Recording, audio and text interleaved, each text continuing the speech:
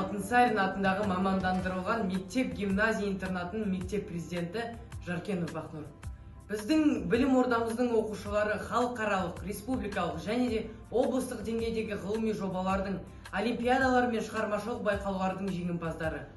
Биыл менің кіші отаным атты облыстық байқауға қатысып, 2-ші орын жеңімпазы атандым. Мен өз жетістігімді еліме арнаймын.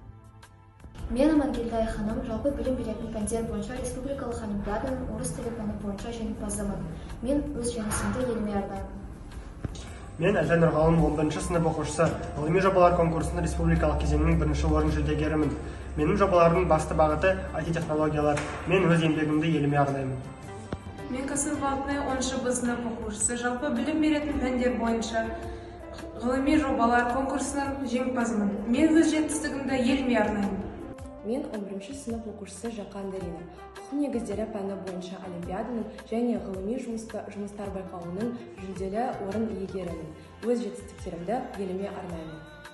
Мен Сырденбаев Мақсат, жалпы білім беретін пәндер бойынша ғылыми жобалар конкурсының жеңімпазымын.